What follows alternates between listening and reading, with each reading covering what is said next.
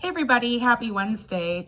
I want to bring up another thing with gaslighting tonight, and I hope to do a video tomorrow night as well, but I want to bring up something with gaslighting that I think will be really kind of helpful. I think one of the questions that people who have never been through gaslighting or emotional abuse might have is, how did you let this happen, to the victim? How did a victim let this happen? Because, we might have assumptions that people who let gaslighting happen are just people whose self-esteem are in the gutter. And I'm here to explain to you today that that's not necessarily the case, okay? So gaslighting leads to something called cognitive dissonance. And I'm going to explain why that matters and how it happens. So first, let's take an example of a gaslighting situation. Okay, and here's a scenario I came up with. So let's pretend that you're the victim, okay? And it doesn't really matter, but for whatever reason, let's say that you are a stay-at-home parent, you're in charge of the house, all this kind of thing. And the abuser is someone who goes to work and is the breadwinner, brings home the bacon and all that. And let's say the abuser comes home one day and you're on the couch, you're reading a book. And he comes into the room, he sees you reading a book, and he goes, wow, you can see you got a lot done today. Something passive aggressive, right? And leaves the room. Or let's say he just goes, really, you're sitting here reading a book, there's a ton of dishes in the sink, I can't believe you didn't get that done, blah, blah, blah, blah, blah.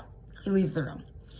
So in the beginning stages of this kind of reaction to something normal like reading a book, you might just be like shocked, like, oh gosh, my spouse must have had a really hard day. I'm gonna go follow them in the other room and see what's up. So you go in the other room and you say, hey, can we talk about this for a second? I'm really kind of surprised you seem upset about the fact that I was sitting on the couch reading a book. And the abuser will say, what do you mean? Everything's fine. And you'd say, no, it's okay. Did you have a bad day at work? Do you have something you need to talk about?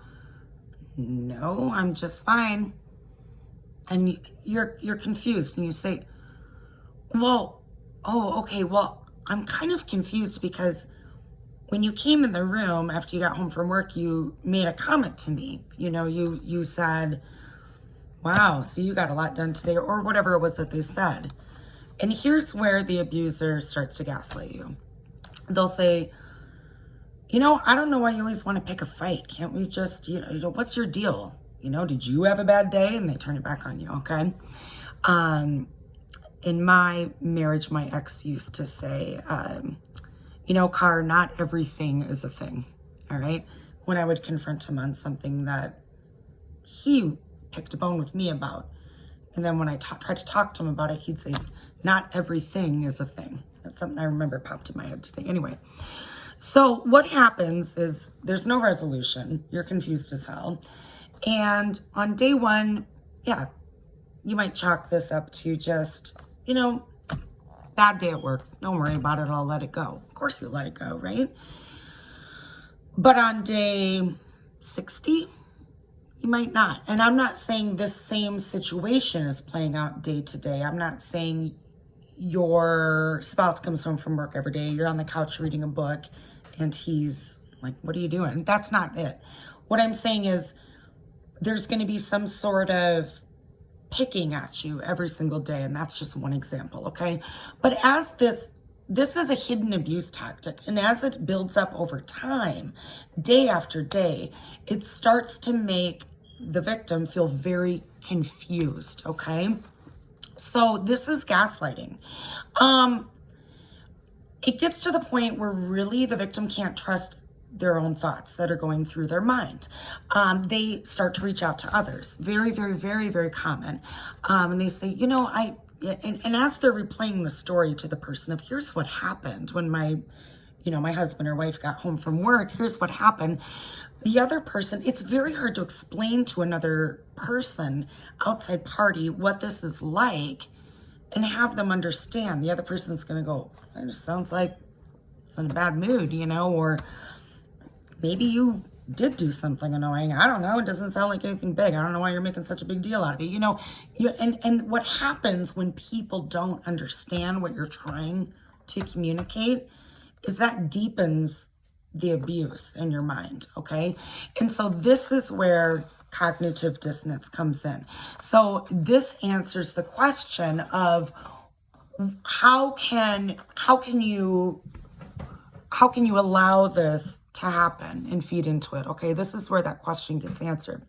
So cognitive dissonance means what happens in the mind of the victim, all right, as a result of gaslighting and other abuse tactics. So your beliefs and actions end up not being on the same page because your actions end up being out of fear for pleasing the person who has convinced you that you are just ridiculous. Okay. So you do end up constantly confused, constantly second guessing yourself.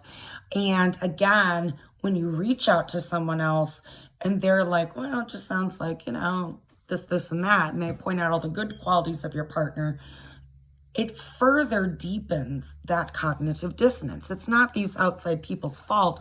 That's just what happens because this is insidious abuse, okay? Happening in so many forms, in so many different ways, that it's almost difficult to pinpoint exactly what it is. And giving just one or two examples doesn't really explain what it is you're experiencing, all right?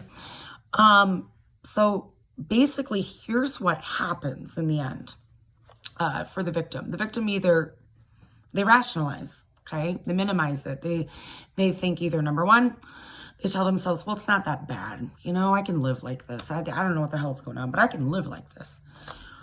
Number two, they rationalize or minimize it by thinking, you know, could be worse. Look at my friend Susie Q over here who's getting the crap beat out of her, right? Number three is when they quit fighting it. And one of two things happen when they quit fighting it.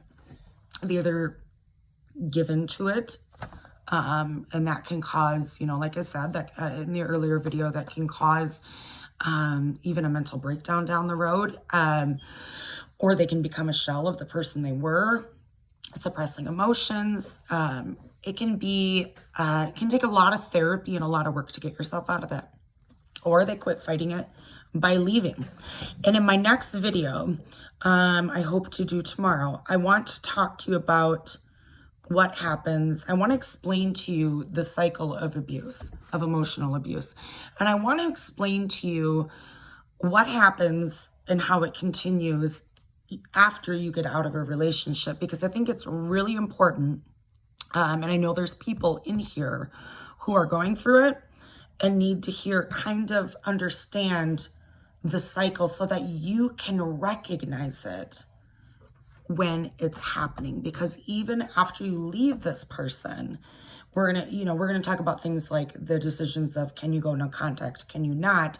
But after you leave this person, if you are to be still in contact with them for whatever reason, maybe it's a family member you can't cut ties with, maybe it's an ex-spouse you have children with, I want to explain to everybody what this cycle is of abuse and how it can continue after the fact, so that you can recognize it, heal with it, and not let any kind of further abuse occur in your life.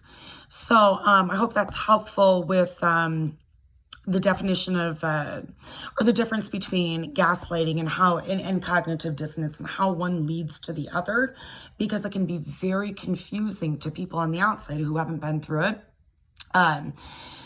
to understand why someone could be so apparently easily gaslighted when really they aren't, when really their entire psyche is being broken down and they're left questioning damn near everything. I hope that helps. I'll try to get on here tomorrow night with the cycle of abuse. That is a big topic, and I'm going to try to narrow it down to about a 10-minute video to begin with. So give me some time, and I will hopefully hop on with that tomorrow night.